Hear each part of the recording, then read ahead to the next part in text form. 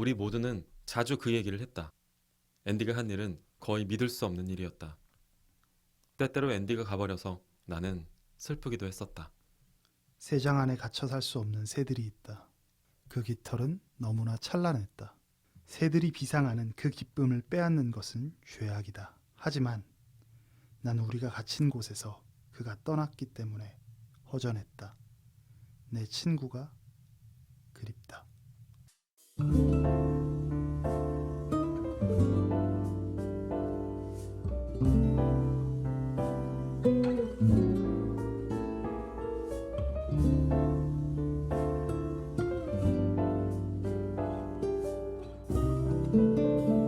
호우 시절로 오세요.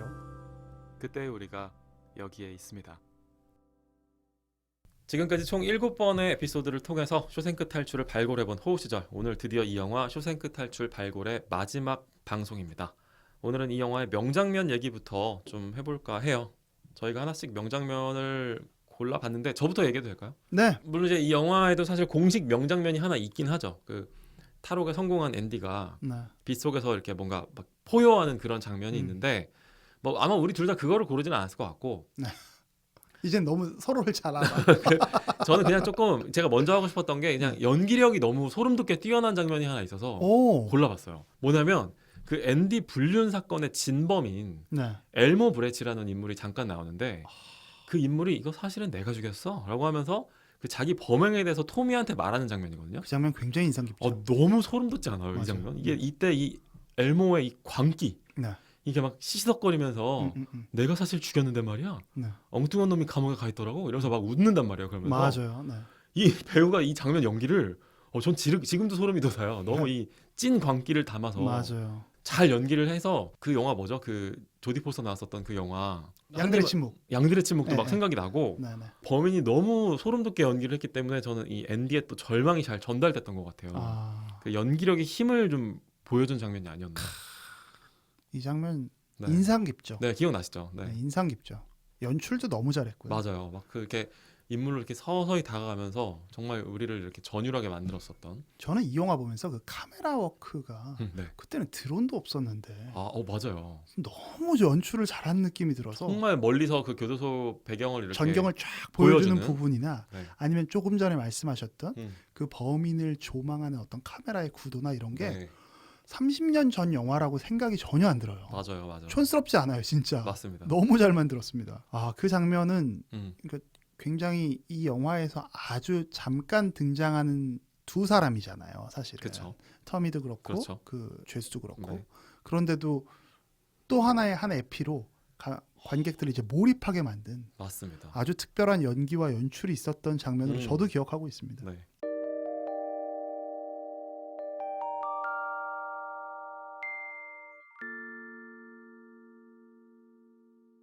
우리 조세프님이 고른 명장면 얘기도 좀 기대가 되는데 어떤 장면을 고르셨을지. 명장면이 워낙 많은 영화다 보니까. 저도 원우 씨가 이제 말씀하셨던 것처럼 네. 이 영화의 특징이 이제 어느 한순간에 그냥 딱 퍼즈 버튼을 누르면 그냥 그림을 그리면 바로 포스터가 완성될 것 같은 영화거든요. 맞아요. 그래서 일부러 그 명장면들을 선정하지는 않았어요. 네. 저도 의식적으로. 네. 그래서 약간은 숨겨진 음. 혹은 그냥 숨겨졌다기보다는 그냥 지나칠 수도 있는 네. 장면을 네. 제 명장면으로 골라봤습니다. 이렇게 하면 이제 저희 방송을 듣고 보시는 분들이 네, 좀 더 네. 유심히 보실 수 있지 않을까라는 기대감인 거죠. 제가 고른 명장면은 네. 가석방 심사를 마치고 이제 이번에도 떨어진 레드를 네네. 앤디가 이제 위로하는 장면으로 어. 선물로 이제 하모니카를 줍니다. 맞아요. 저는 바로 이 장면을 명장면으로 가져왔어요. 이 장면 좋지. 네. 맞아. 왜냐하면 하모니카가 이제 앤디가 레드를 위해 준비한 선물이잖아요. 네. 풀 죽은 레드의 일상이 다시금 음. 어제와 똑같은 날이 되지 않도록 계속 풀 죽어 있지 않도록 네. 앤디가 이제 친구에게 주는 세심한 배려이기도 하고요. 추록 이후에 레드의 삶뿐만이 아니라 감옥 내에서도 레드를 다시 살게 해주는 어떤 앤디의 마음이 전해주는 씬이기 때문에 네. 무수한 명장면들 사이에서 이 장면이 상징하는 의미가 전 있다고 생각해요. 제가 네네. 계속해서 어떤 희망을 전달하는 그 하모니카라는 희망을 전달해 주는 거거든요. 그래서 네. 부디 보시면서 이것도 좀 잘 봐주십사, 잊지 말아주십사 하는 장면에서 이 장면을 골라봤어요. 이 영화의 어떤 핵심적인 메시지가 네. 들어가 있는 장면이라고 생각해요. 방금 말씀하신 하모니카 장면을 떠올리면서 드는 생각인데 그러고 보면 이 영화는 음악의 힘에 대해서 말하고 있는 영화인 것 같기도 해요. 그렇죠. 왜냐하면 이 영화에서 또 원작 소설에 없는 중요한 장면 중에 하나가 앤디가 도서관에서 기증받은 LP판 그 피가로의 결혼이라는 LP판을 맞아요. 그냥 교도소 중앙 스피커를 통해서 그냥 틀어버리는 장면이거든요. 음, 그래서 모든 사람들이 그 안에 갇혀 있었던 모든 죄수들이 네, 잠깐 동안 마치 오페라의 관객들처럼 맞습니다. 멍하니 그 노래를 듣는 그 레드가 읽은 나레이션에서도 그런 얘기가 나왔는데 그냥 뭐 아름다운 사랑 이야기를 생각하고 싶었다. 네, 그런 마음이었다는 거죠. 그래서 그 이후부터는 이제 LP판을 누구나 교도소 도서관에서 들을 수 있게 되는 그렇죠. 그런 식으로 좀 개편이 되기도 하고 기적이 일어나는 네, 거죠. 그래서 이 음악이라는 게 이 레드도 어린 시절부터 불었던 하모니카를 한번 그 밤에 한번 딱 조용히 한번 불어보잖아요. 네, 그럼으로써 그 소년 시절로 잠깐 돌아갈 수 있었던 게 아닐까. 우리가 자유인이었었던 시절을 환기시켜주는 하나의 강력한 장치였던 게 아닐까 싶어요. 이 음악이라는 게. 더불어 이런 메시지도 나와요. 그 독방을 살다 온 네, 앤디가 어떻게 견뎠냐라는 뭐 헤이우드 같은 친구들이 네네. 막 물었을 때 음, 내 안에서 모차르트가 연주를 했다 아. 이런 얘기를 하잖아요. 네, 이거는 이제 다시 돌아갈 수 없는 거예요. 이 음. 문화를 느꼈던 사람, 이 감정을 느꼈던 사람, 그렇죠. 삶을 체험했던 사람들은 네, 갇혀진 공간으로 음, 자신의 정신이 탄압되어 있는 자유가 거세된 걸로 네. 돌아가지 않겠다는 선언이기도 하고 그들이 나의 자유를 제한할 수 없다라는 네. 인간의 어떤 존재감에 대한 그렇죠. 역설이기도 하거든요. 자유인으로서의 선포인 네, 거죠. 선포죠. 네. 그래서 굉장히 멋있었고 사실 이 장면을 제가 일부러 본 건 아닌데 네. TV를 보다 보니까 음. 방구석 일녀를 제가 얼마 전에 봤는데 저희의 경쟁 프로그램이잖아요. 근데 거기서 쇼생크 탈출을 한번 다루더라고요. 아 그래요? 네, 그래서 최근에?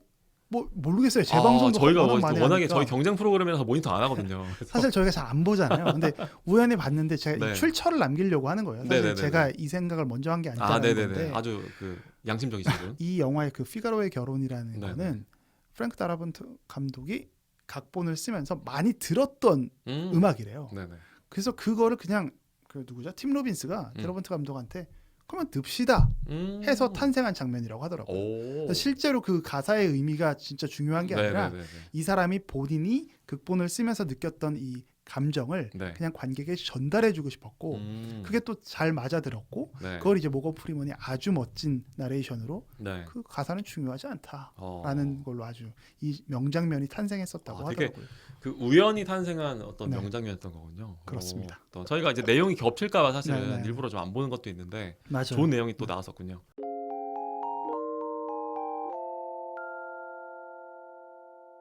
저희도 음악의 힘을 믿는 두 남자들이잖아요. 음악을 너무 좋아하죠. 물론 김동률과 이소라에 좀 편중돼 있긴 하지만 그래도 이제 좀 그거를 좀 넘어서기 위해서 저희 나름대로 고민을 많이 해봤어요. 맞습니다. 그래서 이제는 이 BGM 코너를 좀 더 힘을 주면서 더 이렇게 좀 부각을 받을 수 있도록 하기 위해서 이 DJ는 이제 조쿠나 선생님만 되게 재밌죠. 둘이 했는데 힘을 더 주는데 저만 하는 걸로 약간 아이러니가 있습니다만. 그러니까 셰프는 조 셰프님이니까 네, 네. 이 영화에서 뭔가 이 영화의 메시지들을 한국의 음악으로 응축시키는 이제 이 한국에 들어가는 중요도는 더 커진 거죠. 그리고 이제 그렇죠. 그 골라주신 음악을 저희가 이제 마지막 부분에 방송 마지막 부분에 네. 살짝 이렇게 흘려볼 생각도 있거든요. 그 가능한 선에서 네. 그래서 이제 이 BGM 코너를 좀 더 강화한다는 의미로 이제는 한국밖에 없어요. 그래서 이 노래를 꼭 들어주셔야 됩니다. 책임감이 이러다가 계속 똑같이 이소라, 유희열, 김동률 이거 반복되면 어떡하지? 전람회 이렇게 돼가지고. 네, 오늘 저희 개편된 체제로 처음으로 골라본 이 쇼생크 탈출과 어울리는 같이 들으면 좋을 만한 음악 BGM 어떤 걸로 골라주셨어요? 너무 거창하게 설명을 해주셔서 네. 이랬는데 막 에스파의 세비지 이러면 너무 재밌겠다. 한국 노래인가요? 네. 또 한국 노래고요. 네, 좋네요. 제가 오늘 한번 언급을 했었던 드라마예요. 나의 아저씨 속 OST이기도 한데요. 그 노래군요. 네. 오늘 영화 쇼생크 리뎀션에서는 이제 네. 억울한 옥살이를 해야 했던 주인공 앤디라는 인물이 나오잖아요. 이 사람이 한 500m 정도 되는 터널을 통과해야만 자유로 즉 탈출을 할 수 있게 돼요. 그래서 그냥 터널도 아니고 네. 온갖 오물들이 섞여 있는. 정말 네. 뭐 일종의 하수구 터널을 네. 뚫는 거잖아요. 네. 그래서 냄새나고 더러움이 기가 막힐지라도 그리고 그 거리 또한 정말 포복 자세로 네. 정말 500m 하기 어렵죠. 그리고 또 책에도 또 이 묘사가 되게 자세히 나오는데 네. 그 500m를 걸었는데 그 끝이 막혀 있을 수도 있는 거예요. 맞아요. 근데 그 리스크를 감당하고 가는 겁니다. 그쵸. 네. 그럼 다시 돌아오면 정말 이렇게 그쵸. 완전히 들어온 몸으로 그쵸. 돌아와야 되는데, 근데 그럼에도 불구하고 이 500m라는 아주 길지만 네. 어떤 파이널 골이 정해져 있으면 자유가 당신을 우리를 기다리고 있다라는 걸 알게 된다면 어쩌면 우리가 도전해 볼 수 있는 용기가 좀 날 수도 있지 않을까? 유형적으로 딱 보이니까 네. 그런 생각이 좀 들었었어요. 그래서 제가 오늘 준비한 노래가 나의 아저씨 속에서 손디아가 불렀던 네. 어른이란 노래인데요. 우리는 다 누구나 결국은 어른이 되고 네. 좋은 삶을 살 거라고 저는 생각해요. 좋은 삶을 살아낼 수 있을 거라고 생각해요. 조금 어려운 시간이 있을지라도 네. 마치 이 앤디가 거쳤던 어떤 삶이라는 터널을 네. 앤디 역시 정말 무사히 잘 감당했잖아요. 모두 멋진 어른이 되었으면 좋겠다라는 네. 마음으로, 제가 왜냐하면 이 가사보다도 그냥 이 드라마를 보면서 그리고 이 영화를 보면서 제가 정말 위로를 많이 받았었어요. 그래서 나의 아저씨의 이 어른이라는 노래를 들려드리면 같이 함께 위로받으실 수 있지 않을까. 그게 굉장히 쓸쓸한 노래인데도 불구하고 네. 그 쓸쓸함이 이렇게 안아주는 느낌이었거든요. 저도 이 노래 되게 좋아하는 네. 노래예요. 그래서 한번 영화를 보시고 나서 네. 들어보셔도 좋지 않을까? 잘 위로받을 수 있지 않을까? 네. 라는 생각에서 골라봤습니다. 개편된 체제로 첫 코너였는데 뭔가 어떤 가능성을 보여주네요. 일단 손디아라고 하는 새로운 가수를 골라오셨다는 것만으로도. 그리고 우리가 계속 가사를 얘기했었잖아요. 네네. 그 가사를 일부러 얘기 안 한 건 아니고 네. 가사로 전달하지 않아도 충분히 위로받을 어, 수 있다는 걸 그렇죠. 느낌을 좀 받았었어요. 그런 게 음악의 힘인 것 네. 같아요. 네. BGM. 피가로의 결혼처럼. 오늘의 BGM은 손디아의 어른으로 선정해 봤습니다.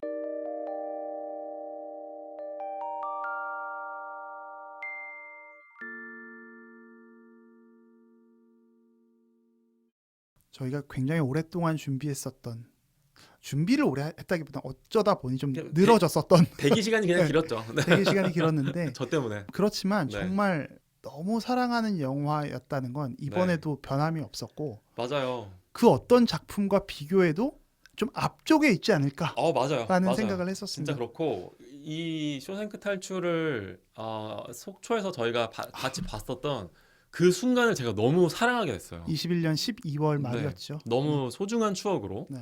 남아있을 정도로 이 영화가 정말 견인해 준 거예요. 그런. 그때부터 한 3개월 가까운 시간을 네.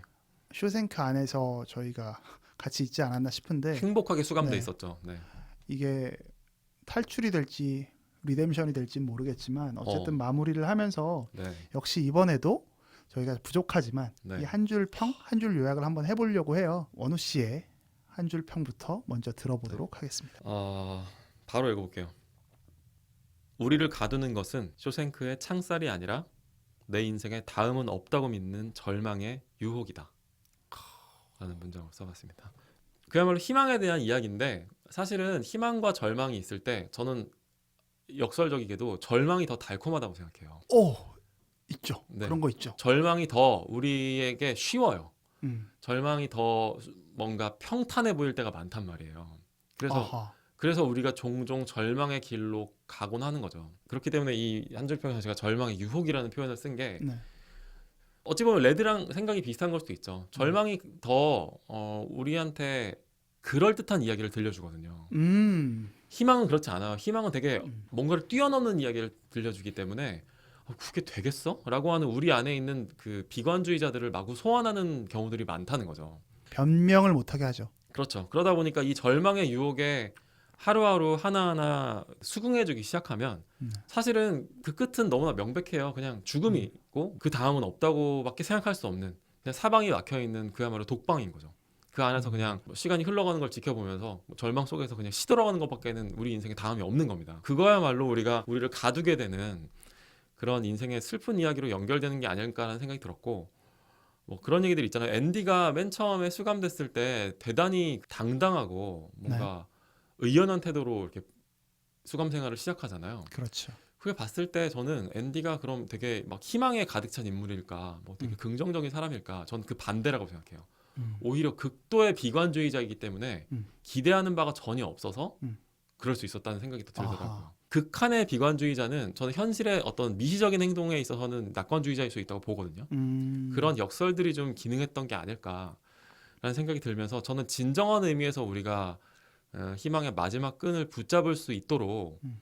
이 영화가 좀 제안하고 있는 영화라고 생각하거든요. 그것도 되게 그 공간도 되게 상징적이잖아요. 어떤 그렇죠. 교도소 방 안에 네. 구멍. 사실 그 정신심리학에서 뭐 벽이랑 이 벽에 구멍을 뚫는 행동 같은 게 되게 또 아마 어떤 메시지로 해석되는 걸로 알고 있는데 네. 그런 것들을 우리한테 좀 이렇게 해보지 않을래? 라고 제안하고 음. 있는 영화라는 점에서 이 영화가 되게 저한테 주는 울림이 좀 컸던 것 같고 아까 얘기하시면서 생각해보니까 진짜 저희가 이 영화를 봤던 게 작년 12월이니까 3개월 동안 네. 이 영화를 좀 안고 있었던 것 같아요. 제가 그렇죠. 계속해서 넷플릭스를 통해서 이거를 돌려보고 있었고 이제는 이 영화 마치 이제 가족방 된 사람들처럼 이제 이 영화를 떠나보내기가 음. 또 되게 뭔가 못내 아쉬운 듯한 그런 음. 느낌마저 드는 저한테 되게 좀 저도 이 방송을 벌써 횟수로 3년차 하고 있는데도 네. 특별한 감정을 환기시켜주는 그런 영화를 한번 이 한 줄 평으로 마무리를 해봤습니다. 그러니까 원우 씨는 사실 이번 영화를 다루면서 네, 절망이라는 키워드에 굉장히 많이 생각하신 것 같아요. 그래서 음. 절망한테 자리를 내어줄 것인가. 네, 그죠. 자리를 내어주고 땅 따먹기를 뺏기다 보면 네, 그 안에서 남게 되는 내 삶의 영역이 굉장히 작아지는 건데 네, 절망의 유예죠. 그러니까 일종의. 네, 네. 그런데 절망을 통해서 어떻게 반등해 나가고 반전을 꾀할 것인가가 우리가 선택해야 할 길목으로 보신 게 맞나요? 그렇죠. 약간 그렇게 해석해 보면. 정확하게 이제 이해해 주신 거고 개인적으로 사실 이 얘기를 오늘 뭐 할까 말까 아까도 네. 많이 망설이긴 했는데 이제 제가 조 셰프님이랑 같이 속초 여행을 가고 네. 올 2022년이 시작되고 1월 달 동안에 1, 2주 정도 잠깐 평탄한 기간을 보내다가 그때부터 갑자기 제 인생이 너무 다사다난한 일들이 많이 생기는 네. 거예요. 뭐 네. 기침이 멈추지 않는 병부터 시작해서 여러 일들이 생기면서 이제 어떤 절망의 얼굴을 조금 스친 듯한 느낌이 들거든요. 뭐 저 개인적으로는 사실 여러분들께 아직 말씀을 안 드렸지만 제가 코로나도 확진이 돼가지고 잠깐 또 집이라고 하는 감옥에 좀 잠깐 수감되기도 했었고 이제 그거보다 더 크게는 이제 저희 어머님께서 그 작년 연말에 했었던 그 건강검진에서 네. 이제 폐 쪽에서 결절이 발견이 돼서 네. 폐암 수술을 하시고 네. 천만다행으로 이게 네. 초기로 다행히 그게 돼서 수술을 하고 이제 회복만 하시면 되는 단계까지 네. 다행히 왔는데 네. 여기까지 오기가 정말 쉽지가 않았어요. 그 그렇죠. 처음에 이제 결절이 발견됐다라고 하는 그 단계에서는 이게 초기인지 말기인지 알 수가 없기 때문에 맞아요. 정말 그냥 어떤 말기의 절망에서부터 시작을 했던 거거든요. 네. 그래서 그러다 보니까 또 사실은 뭐 조세프님이 사실 이 얘기를 누구보다 더 잘 이해해 주실 분이라서 또 네네. 뭐 얘기를 한번 해보자면 이제 그 큰 이제 서울대학교 병원에 네네. 왔다 갔다 하면서 또 얼마나 많은 분들이 지금 그렇죠. 그 환자 환우 가족들을 두고 이 절망 네. 속에서 지금 슬퍼하고 있는지 이런 것들을 보면서 참 여러 가지 생각이 들었고 딱 한 장면이 되게 기억나는 장면이 있어요. 이제 그 서울대학교 안병원이 네. 그 어린이 병원이랑 근처에 있어서 맞아요. 네, 이게 그 병동을 왔다 갔다 하다 보면 어린이 환자들이 그 많이 보게 되거든요. 이게 너무너무 정말 어떻게 말로 표현해야 될지 모를 정도로 마음이 아픈 그 환자들이 네. 많은데 어떤 한 어린이 한 명이 생각이 나요. 정말 이런 표현이 어떨지 모르겠지만 사람의 손으로 보이지 않을 정도로 말라버린 그 손을 하고 있는 어떤 어린이 환자가 이렇게 이동 가능한 그 바퀴가 달려 있는 그 병상에 네. 잠깐 바깥에 나와 있는 상황이었어요. 근데 이제 사람들도 막 많이 왔다 갔다를 하고 있는 상황에서 아마 그 어머니로 그 보이는 어머니 아니면 할머니로 추정되는 그 어떤 보호자분께서 그 어린이 환자의 손을 꼭 잡으면서 뭔가 우리 이제 다 나오면 어디에 가서 뭘 하자, 뭐 롯데월드에 가자. 맛있는 걸 먹자. 누구누구가 좋아하는 맛있는 음식을 꼭 먹으러 가자라고 하는 너무나 진짜 이 세상에서 가장 행복하고 그 웃음으로 가득 찬 표정으로 그 어린이 환자한테 그 미래에 대해서 얘기해 주시는 그 보호자분의 어떤 절실한 희망을 봤을 때 네. 저는 문득 그런 생각이 들었어요. 그 어린이 환자의 1인칭으로 네. 그 보호자분의 말을 듣는 장면을 생각해 보면 의외로 되게 즐거운 기억으로 남을 수도 있겠다는 생각이 드는 거예요. 저는 이거를 되게 병원 안에 있는 아주 힘든 현장 속에서 이걸 봤으니까 저 아이가 아파서 불쌍하다. 저 아이가 정말 나아서 놀이공원에 갈 수 있을까라고 하는 그런 생각마저도 저는 드는 상황이었지만 이 아이의 시점에서는 정말 이 할머니 말대로 엄마 말대로 그렇게 될 수 있으면 좋겠다라고 하는 그 희망의 순간이지 않았을까. 라는 생각이 들면서 희망의 힘에 대해서 사실 그때도 저는 쇼생크 탈출에 대해서 뭐 많이 생각을 하고 있었고 희망이라는 네. 키워드에 대해서 많이 생각을 하고 있었기 때문인지는 몰라도 그런 생각이 들더라고요. 그래서 어떤 사람들은 희망에 대해서 정말 레드처럼 단언하는 사람들 많아요. 생각보다. 맞아요. 희망을 뭐 그런 동화책 같은 이야기는 그런 아편 같은 이야기 하지 마. 그런 품지 마. 사람을 더 절망하게 만들 뿐이야 라고 하지만 진짜 절망을 맛본 사람들한테 음, 그 한 줄기 희망이 얼마나 커다란 어떤 삶의 동력을. 제공하는지를 좀 엉뚱한 계기를 통해서 이번에 좀 알지 않았나 라는 생각이 들었어요. 그래서 이번 영화가 사실은 쇼생크 탈출이 저 개인적으로 네. 조금 특별한 기억으로 남을 것 같아요. 좀 이 영화를 진짜로 보내기가 약간 아쉬울 정도로 그런 마음이 들고 저는 요새 이제 한 번씩 저희가 옛날에 녹음했었던 방송을 들을 용기가 이제 막 생겨나기 시작했거든요. 그 부끄러움에 부딪히는. 네, 그렇죠. 그를 직면할 용기가 생겨났는데 만약에 먼 훗날에 제가 이 쇼생크 탈출에 대해서 얘기했었던 지금 이 구간을 듣는다면 이 무렵에 제가 느꼈었던 그 절망과 소중한 사람을 잃어버릴 수도 있는 그 공포에 직면했었던 순간을 되새기면서 뭐 그게 그 당시에 저한테 어떤 의미가 될지는 모르겠지만 삶의 의미들에 대해서 한번 생각해 볼 수 있었으면 좋겠다는 생각까지도 드네요.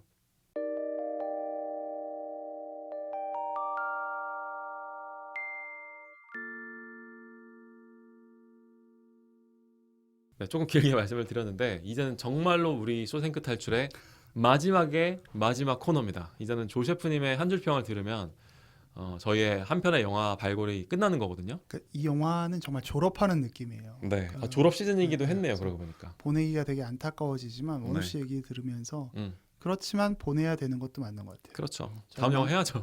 네, 절망과 슬픔에 음, 유의되어 있지 말아야 한다. 맞습니다. 이 영화에도 이 영화가 보여주는 걸 통해서 우리가 느끼고 또 다음 작품으로 네. 가서 또 어떤 세상이 펼쳐질지를 기대하게 되는데요. 저는 이 영화의 한 줄 평은 이렇게 정리했습니다. 흑백 사진 같은 세월을 단숨에 바로크로 바꾸는 희망의 찬가. 이렇게 정리를 해봤습니다. 야, 광고 카피 같네요. 이거 정말. 네. 좀 설명을 좀 해주신다면. 설명을 좀 드릴게요. 이번에는 사진은 분명 그림보다 현대적인 기술이죠. 네. 그렇지만 때로는 그림이 인간 마음의 원형을 더 잘 표현하기도 하는 것 같아요. 이 영화의 배경이 되는 시대, 네. 즉 1940년대에서 60년대는 컬러 사진보다는 흑백 사진이 주류를 이루던 시절일 거고 네. 컬러가 없었나요? 뭐 정확히 모르겠습니다. 없었을 것 같아요. 네. 그러던 시절인데 특히나 이제 모건 프리먼이라는 배우는 제가 뭐 흑인이어서가 아니라 네. 컬러보다 흑백 사진에 더 잘 어울릴 것 같은 배우이기도 해요. 맞아요. 뭔가 선이 굵고 그런 느낌. 눈동자나 입가의 주름을 통해서 굉장히 많은 말을 전해주는 맞습니다. 명배우잖아요. 근데 재밌는 건 이 영화를 몇 차례 제가 다시 보면서 느낀 건데 미술 사조 중에 바로크 시대가 네네. 떠올라요. 음. 바로크 미술의 특징을 뭐 제가 감히 뭐 미술학도도 아니고 그냥 조금만 이야기를 네네. 해보면 강렬한 색의 대비, 명암의 활용 뭐 이런 게 이제 아주 특징적인 부분인데 네. 원우 씨가 명장면으로 얘기해줬었던 부분도 그렇고요. 네. 브룩스가 생애 마지막을 선택하는 부분도 그렇고요. 음. 굉장히 명암의 대비를 상당히 잘 살렸어요. 맞습니다. 아주 선과 악의 섬세하게. 대비도 그렇고요. 네. 네. 그래서 제가 한 차례 말씀드렸지만 어떤 장면을 그냥 딱 찍어 놓으면 네. 그게 그대로 포스터로 느낄 수 있을 정도로 굉장히 강렬해요. 맞아요. 저는 이 영화를 보면서 자꾸만 바로크 시대의 문을 열었던 화가 이제 까라바조, 네. 미켈란젤로 까라바조인가요? 네. 사람이 생각나더라고요. 그래서 그 작품이 생각날 정도로 굉장히 인상적이었었거든요. 영상이 사진으로 그리고 그 사진이 마치 그림처럼 변해서 네. 관객인 저를 이제 홀리고 있는 것만 같았어요. 흑백 사진 혹은 우리가 흑백이라고 이야기하는 순간 컬러가 빠지는 순간 생략할 수 있는 수많은 감정들이 네. 마치 바로크의 그림처럼 다가오는 이유가 뭘까라는 생각을 해보니 이제 앤디가 뿜어냈던 희망 덕분이 아닐까 싶어요. 그래서 이렇게 희망의 찬가다라는 말로 한 줄 평을 준비해 봤습니다.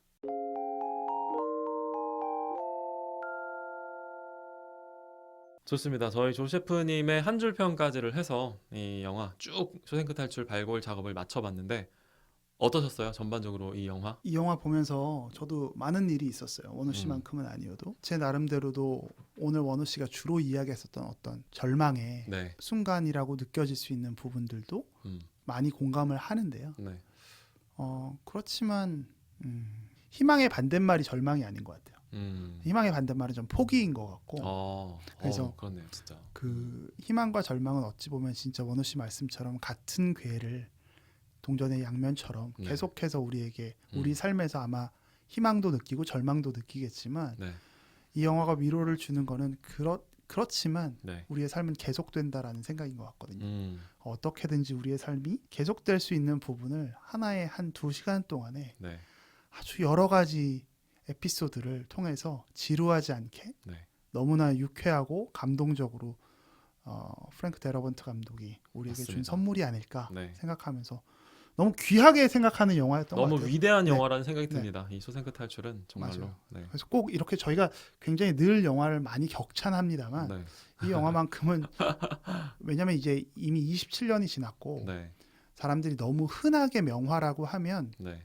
그쵸. 흔하게 느껴지지 않을 수 있거든요. 네. 근데 꼭 보셨으면 좋겠어요. 그리고 꼭 집중해서 보셨으면 네. 좋겠어요. 보시고 네. 저희가 보지 못했던 또 어떤 포인트들이 있다면 최근에 좀 약간 댓글이 조금 뜸해진 듯한 느낌이 없지 않아 있는데 뭐 저 네. 재촉하는 거 아닙니다. 네. 뭐 이렇게 막 뭐 하는 거 아니에요. 근데 약간 그런 느낌이 뭐 없지 않아. 없지 않아 있지 않나라는 생각을 지울 수 없달까 뭐 그런 느낌이 있어서 혹시 이제 같이 또 저희가 해나가는 것들이 또 저한테 너무 저희한테 큰 기쁨이 되기 때문에 동참해 주셨으면 하는 마음도 들기도 합니다.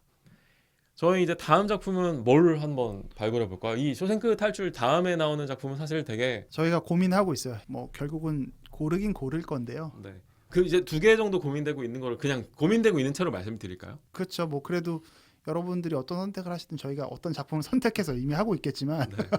그렇네 발굴을 진짜. 준비하겠지만 그래도 저희가 고민하고 있는 작품은 뭐 대충 이 정도입니다. 네. 먼저 한 작품은 원우 씨가 먼저 제목을 얘기해 주세요.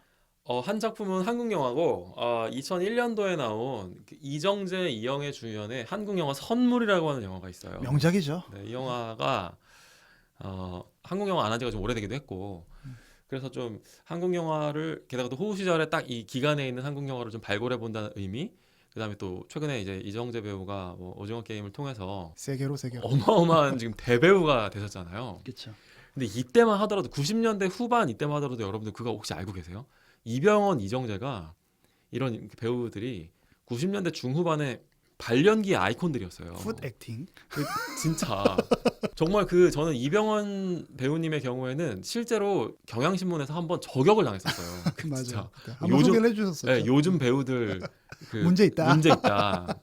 그런 정도인데 요때만 하더라도 이제 이정재 배우께서도 선물이라는 영화에서 되게 인상적인 연기를 또 보여주셨고 이 영화는 사실 저희가 되게 오랫동안 거론해온 작품이기 때문에 언젠가 한 번은 다룰 작품이기는 한데 이제 그걸 지금으로 할까라는 고민이 있었던 거고 굉장히 유력하고요. 지금도 하고 싶은데 선물을 하긴 할 거예요. 네, 근데 이번에 할 거냐 이번에 할 거냐 아니면 다음 차수로 미루느냐의 네. 정도의 차이인데 요즘에 갑자기 고민되는 이슈가 네.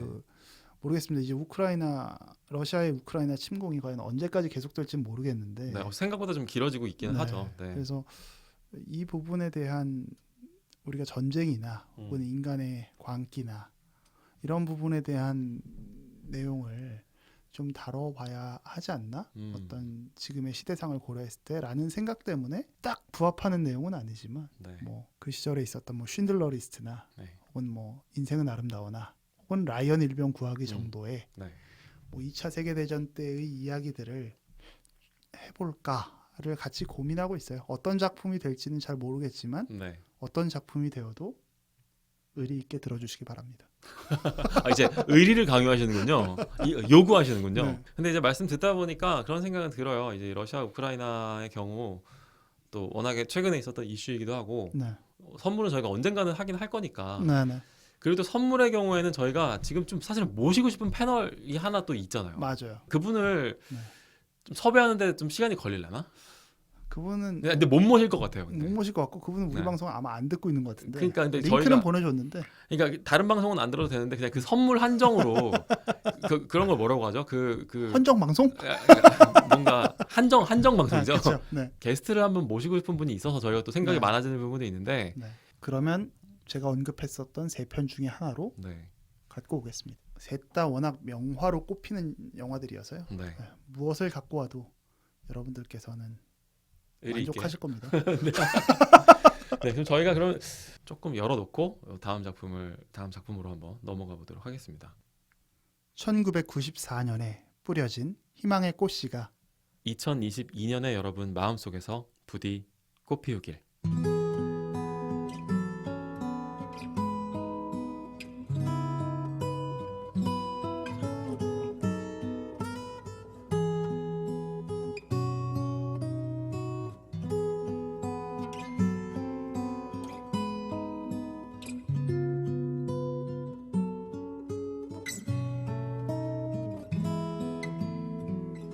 우리의 호우 시절.